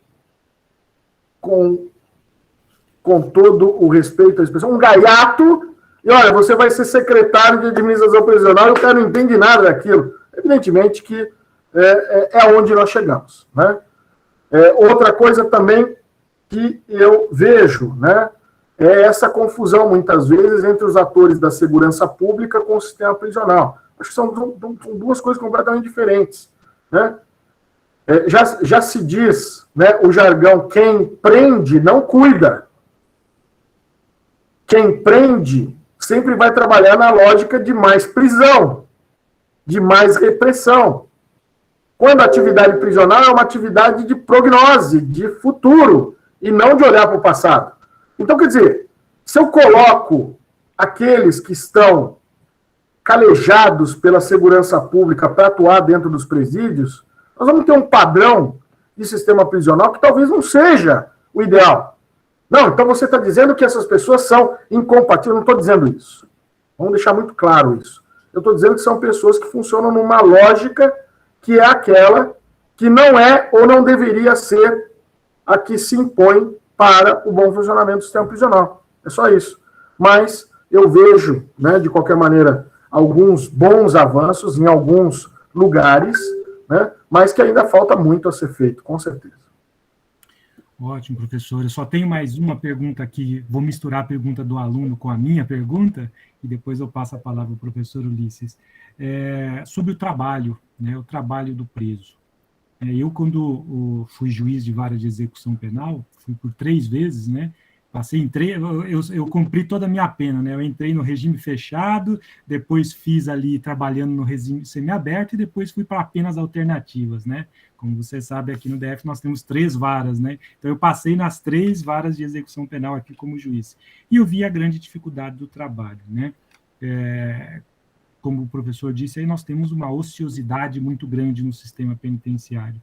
O trabalho não seria essa saída? E aí eu faço uma provocação, né? No sistema norte-americano, há uma mercantilização desse trabalho. Bom ou mal, o preso vai trabalhar. Será que isso não seria bom também para a gente? Olha só, que o preso quer trabalhar, eu não tenho dúvida nenhuma que ele quer, até porque o trabalho rende remissão. Remissão é desconto de pena lícito, regular, e ele ainda ganha. Né? O que nós não temos é disponibilidade do trabalho para essa pessoa. No universo prisional brasileiro, apenas 20% trabalham. Os outros não querem trabalhar? Não. Nós não temos oferecimento de trabalho para essas pessoas. Sabe por quê? Porque galpões ou espaços prisionais edificados e contemplados para serem oficinas de trabalho são desmobilizados para virar cela. Esses espaços são reaproveitados porque tem que colocar mais gente dentro. O Estado, professor Ulisses, sabota a si próprio na tentativa de conferir ou de tentar racionalizar o sistema prisional. Então, veja, é só um ganha-ganha quando o trabalho ele é prestigiado dentro do sistema prisional. E poderia ser nas mais diferentes formas, ou nos mais diferentes formatos, professor Márcio, né, com parcerias público-privadas. Falta o quê? Criatividade, falta vontade, falta disposição, até porque, né, eu não vejo essas pessoas terem alguma oportunidade de se estabilizar socialmente se não for compensando-as economicamente, dando suporte para que elas economicamente possam sobreviver na sociedade. Ou acho que elas vão continuar tudo bem, tudo bom, tudo ótimo, sem poder bancar a própria família. Então aqui, se o Estado não dá essa oportunidade, a educação ao trabalho, ou o trabalho propriamente dito, ou a oportunidade de receber um trabalho digno quando sai, pelo treinamento, pela capacitação, né? por cursos que possam ali ser realizados, tem tanta forma bacana de se incentivar o trabalho prisional. Eu, sinceramente, eu fico muito frustrado, né, como juiz, até porque isso não nos toca, você sabe disso, Márcio. Só se a gente for lá e sentar na cadeira do diretor do presídio. Mas os caminhos estão aí, são adequados para que essas pessoas possam, né, se reabilitar nessa perspectiva. Mas falta, eu acho que aqui, e aqui é um problema de gestão, né? Eu acho que aqui é um problema, nós temos um problema de gestão. Falta realmente sofisticarmos, nos reinventarmos. Lembra aquilo que eu dizia? Nós temos que inovar, nós temos que avançar, né? E efetivamente nós temos aqui um problema não que não pode ser imputado ao preso, mas senão ao próprio Estado, que não viabiliza esse trabalho em condições e em oferta para todos. Notem, os senhores, que alguns estabelecimentos prisionais no país, e aqui nós temos um bom exemplo na federação, que é o Estado de Santa Catarina, nós temos unidades prisionais que funcionam com 100% dos internos trabalhando. O índice de reincidência nessas unidades é quase, daqueles que saem, é quase zero. Está aí o caminho. Está aí evidência empírica. Está aí fato. É tão difícil assim para fazer? Eu acho que não. Eu acho que não. Mas, enfim, isso é algo que nós temos que vencer, né? Pois é, professor. Quando eu dava aula para os juízes novos que entram na magistratura aqui no Distrito Federal, sempre costumava dizer isso, né? Nós, juízes da execução penal, temos que trabalhar para que forneça trabalho. Então, nós fazíamos isso aqui no Tribunal de Justiça do DF, sim. Nós buscávamos empresas, nós buscávamos para colocar dentro do presídio, praticamente sentando na cadeira do diretor. A gente fazia muito isso, professor, né? E eu falava isso para os alunos, os juízes recém-empossados, né? O juiz da execução de penal, ele tem que pensar sempre, o réu vai ser solto, é inevitável, ele vai ser solto. Então, nós temos que pensar em como devolver melhor para a sociedade, porque ele vai ser solto, tem novidade, é inevitável. Então, vamos devolver ele melhor para a sociedade? O que o juiz da execução penal pode fazer para melhorar esse cidadão? A educação, o trabalho, conscientização e melhorar e devolver ele para a sociedade. E o CNJ vem aí fazendo esse papel, né? E agradeço bastante aí responder as nossas perguntas. Eu passo a palavra para o professor Ulisses para as argumentações finais e depois devolver a palavra para você, doutor Lanfredi. Doutor Lanfredi, eu gostaria de fazer mais uma perguntinha ou duas, se for possível. Bom, o que o CNJ pensa a respeito das substituições do encarceramento, por exemplo, por uma política deliberada de colocar essas pulseiras ou tornozeleiras e que a pessoa fique num ambiente restrito e controlado por computadores ou coisa assim? Seria a primeira delas. Professor, é por aí que a gente tem que caminhar, né? A gente tem muita gente, eu sempre procuro, eu sempre brinco dizendo que a gente tem muita gordura dentro do sistema prisional de gente que pode estar nessa, digamos, entre o não controle e o controle absoluto, mas aqueles que demandam uma providência intermediária, né? Aqueles que são submetidos, portanto, à monitoração eletrônica. A monitoração eletrônica ela está prevista tal como um substitutivo penal, né? Como uma alternativa penal, não sendo propriamente uma alternativa penal, né? Eu sou contra a tornozeleira para aqueles que não precisam da tornozeleira, porque aí, muitas vezes, o juiz acaba confundindo as coisas e dando tornozeleira para todo mundo. Também a tornozeleira não é essa farra do boi, digamos assim, né, para colocar em todo mundo. Para aqueles que precisam da tornozeleira, mas não é recomendado o presídio, está aí uma boa prática, né, que nós deveríamos investir, né, e hoje o CNJ tem uma política própria para despertar os juízes, sensibilizar os juízes, para que essas ações elas possam acontecer de uma forma segura, né, mas apostando na gestão desses serviços que ela é patrocinada pelo Executivo. O Executivo, na verdade,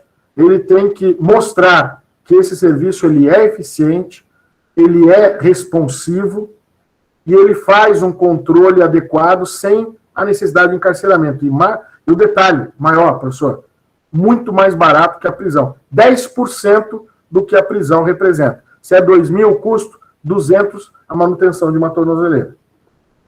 É claro que não é a panaceia para todos os problemas, né? Mas aqui nós temos realmente algum grande contingente prisional que poderia ser facilmente contemplado pela tornozeleira e não é. Por que será?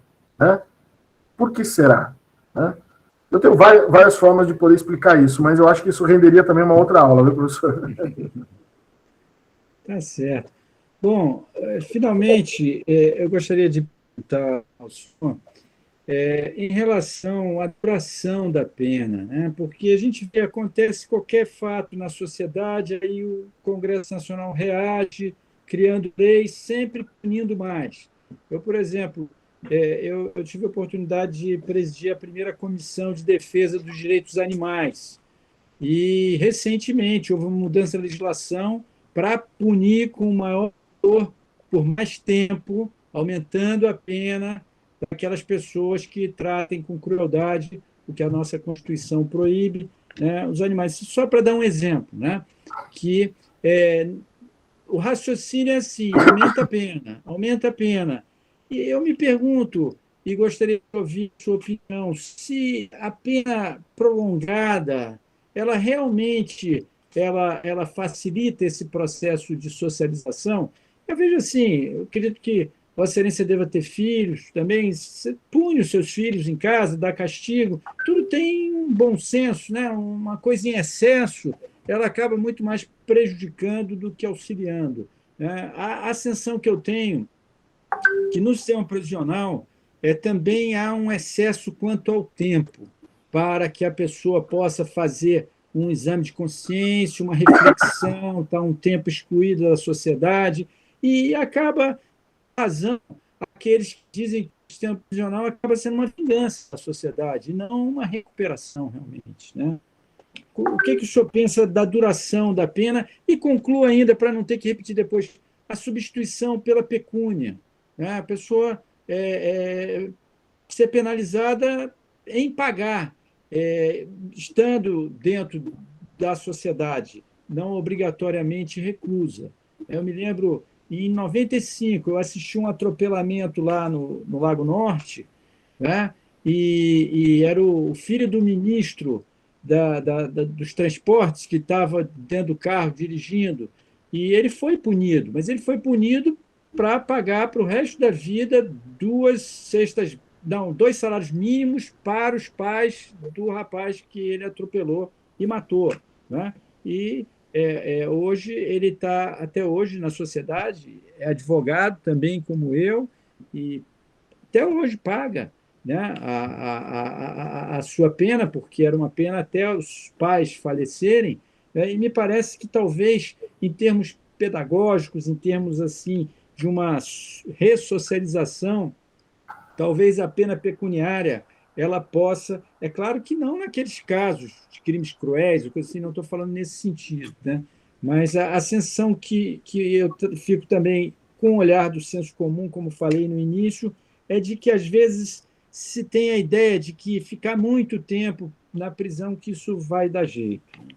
O que o senhor acha da duração, se é excessiva, se não é? Se é possível haver uma revisão quanto a esse aspecto da dosimetria da pena não ser algo realmente extensivo demais, né? Professor, ótima pergunta para uma boa reflexão. Eu entendo que pena justa é a pena proporcional, é a pena adequada e não a pena irrazoável, né? Então, nesse sentido, o senhor tem toda a razão quando, né, nós temos que pensar numa calibração adequada para as penas de prisão, mas muitas vezes elas dependem de um juízo crítico do magistrado em relação aos parâmetros abstratos que estão previstos na lei, né? Nós temos aí uma liberdade grande para o juiz fixar as penas entre o mínimo e o máximo previstos, e muitas vezes se carrega na mão achando que pena mais duradoura é pena pena mais justa, e está longe disso, né? Aliás, quem passa um dia na prisão sabe o que significa um dia, né, de pena de prisão, e efetivamente para nós que esporadicamente ali vamos, né, muitas vezes por obrigação, né, de visitar um estabelecimento prisional, e ali, o Márcio sabe bem disso, quando a gente fica ali 15, 20 minutos, ali já é um ambiente insuportável.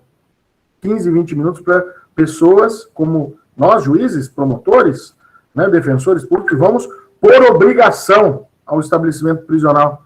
Né? Imagina, então, ter que permanecer ali indefinidamente por anos. Né? Ana Messutti, que é uma filósofa argentina, ela diz, né, justamente ela questiona esse tempo de prisão, que é um tempo roubado, né, ela utiliza a expressão roubado, da vida das pessoas. Ele não é o mesmo tempo linear de prisão daqui do lado de fora. Né? Na verdade, em condições dignas, esse tempo já é um tempo muito mais severo do que aquele vivenciado por quem está do lado de fora. Imagine, então, cumprir essa pena em condições degradantes, né, que quase beiram a crueldade. Né? Isto é algo extremamente para além, ou em desvio à própria execução. Então, eu realmente entendo que esse tipo de pena não produz o efeito, né, de intimidação e tampouco de reflexão que a pena deve despertar. Né? Nesse sentido da pena também cumprir as suas finalidades preventivas e repressivas. Então, longe disso, essa pena é uma pena, né, com erro de mão, né, uma mão carregada que não traz o sentido, né, de ressocialização que dela se espera ao final. Né? Agora, sobre a questão da pena de multa, eu absolutamente concordo com o que o senhor está dizendo, porque aqui, mais uma vez, o que nós vamos revisitar é o fetiche em relação à pena de prisão, como se a pena de prisão resolvesse tudo. Para algumas pessoas, é muito mais significativo, né, a perda patrimonial do que a perda da liberdade. Aliás, até é um negócio perder a liberdade e não o patrimônio. Só que, muitas vezes, para quem perde a liberdade tendo patrimônio, né, e muitas vezes exercendo uma atividade empresarial, o senhor pode estar impondo a esta pena um caráter para além, né, da própria personalidade que as penas detêm. Ou seja, pode estar afetando a própria atividade empresarial dessa pessoa e fazendo com que, né, essas empresas possam ser afetadas e afetarem a vida de milhares e milhares de pessoas. Então, também eu sou contra o direito penal punindo, né, sou a favor de que o direito de que a censura penal ela se faça sobre o patrimônio, mas ela não sacrifique a atividade empresarial, porque essa repercute sobre milhares de trabalhadores, né, e isso afeta a própria estabilidade social, né, a própria convivência social. Muito obrigado, mais uma vez. Então, professor Ulisses, acho que já esgotamos demais aí, né, o professor Lanfredi, acho que já está na hora de a gente encerrar hoje aqui, né, com a permissão do professor Ulisses, aí eu dou a palavra ao professor Lanfredi para encerrar aqui a sua participação honrosa para a gente aqui. A honra foi minha, palavras de alegria, de satisfação, de ter compartilhado com vocês esse momento tão agradável, essa troca de ideias tão saudável. Me coloco à disposição aqui sempre, viu, Márcio? Teu pedido é uma ordem, meu amigo. Né? E eu recebo quase que como uma notificação judicial, né, da qual não possa me esquivar. Mas aqui para dizer, né, do meu prazer, né, e mais que isso, da minha honra, estar diante de amigos tão especiais como você, da presença ilustre do nosso querido professor Ulisses, e de todos os colegas aqui que nos acompanham, tá bem? Tá ótimo, professor Lanfredi, muito obrigado aí pela sua participação, por você nos ceder esse tempo, né? O pessoal que não sabe como que o doutor Lanfredi trabalha, ele só trabalha de domingo a domingo, das 7 da manhã à meia-noite, né? E da meia-noite às 7 ele trabalha em casa ainda, então a gente é uma pessoa que veste a camisa pelo Poder Judiciário, veste a camisa por essas políticas do CNJ, incansável, né? Eu sempre briguei com ele justamente por isso, falei, você tem que se cuidar mais, tem que cuidar mais de você, né? Porque realmente é uma pessoa que desempenha um trabalho ali de excelência vestindo a camisa. Uma vez mais, agradeço muito por ter cedido esse tempo valioso aqui para a gente, Manfred, e eu que fico em débito, em dívida aí para sempre com você aqui. Professor Ulisses? Nós todos também. Muito obrigado, professor Manfred. Foi uma alegria grande. Vamos aprender muito com a experiência de Vossa Excelência e, se Deus quiser, nos veremos outras vezes. Muito obrigado mesmo. Tá bom, muito abraço a todos, muito boa noite a todos aí. Doutor Fred, muito obrigado, hein? Obrigado aos alunos aí pela participação, viu? Obrigado, professores. Obrigado, doutor. Produtivo hoje. Tchau. Boa noite a todos. Boa noite.